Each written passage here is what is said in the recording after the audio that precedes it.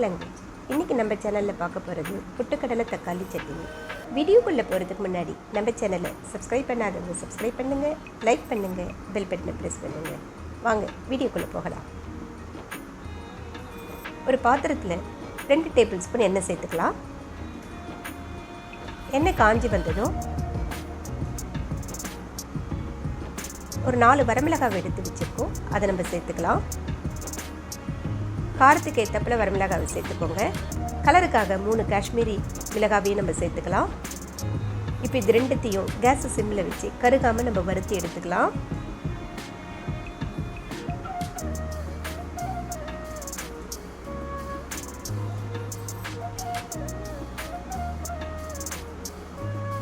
மிளகாய் நல்லா வறுப்பட்டு வந்திருக்கு.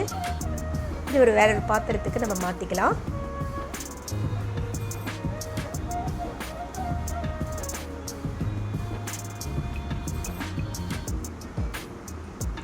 இப்போ அதே எண்ணெயில்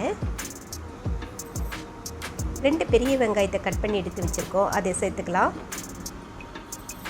பெரிய வெங்காயத்துக்கு பதில் நீங்கள் சின்ன வெங்காயம் சேர்த்து சட்னி செய்யும்போது ரொம்ப டேஸ்ட்டாக இருக்கும். முடிஞ்சால் நீங்கள் சின்ன வெங்காயம் சேர்த்து செய்யுங்க. இப்போ இந்த வெங்காயத்தை கூடவே 6 பூண்டு பல்லை உரித்து எடுத்து வச்சுருக்கோம், அதை நம்ம சேர்த்துக்கலாம். வெங்காயமும் பூண்டும் ஓரளவு வதங்கி வர வரைக்கும் நம்ம வதக்கி எடுத்துக்கலாம்.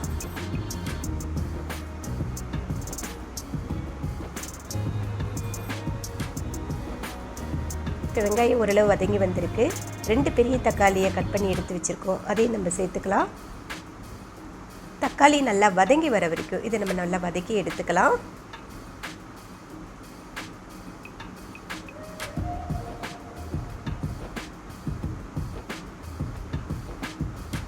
இப்போ வெங்காயம், தக்காளி, பூண்டு எல்லாம் நல்லா வதங்கி வந்துருச்சு.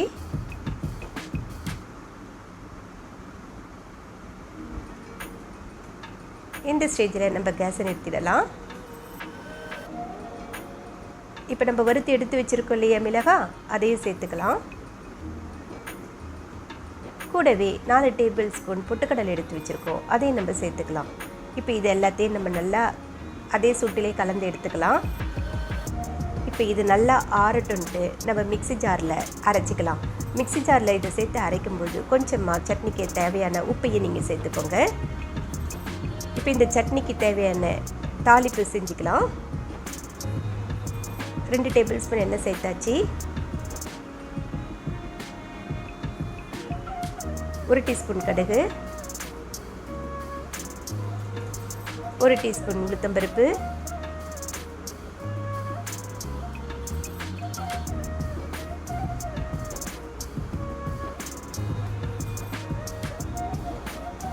1 வரமிளகாவை 2 கிள்ளி வச்சுருக்கோம், அதையும் சேர்த்துக்கலாம். கூடவே தேவையான அளவு கறிவேப்பிலையும் சேர்த்துக்கோங்க. இப்போ நம்ம தாளிப்பு ரெடி ஆகிடுச்சு.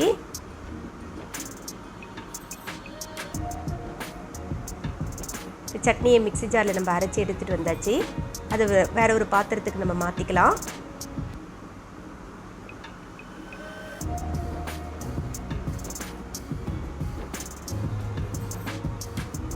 மிக்ஸி ஜாரில் 2 டேபிள் ஸ்பூன் தண்ணியை சேர்த்து அதையும் சட்னியில் சேர்த்துக்கோங்க.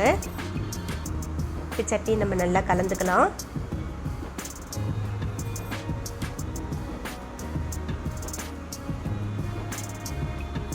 இப்போ நம்ம ரெடி பண்ணி வச்சுருக்கோம் இல்லையா தாளிப்பு, அது சட்னியில் சேர்த்துக்கலாம்.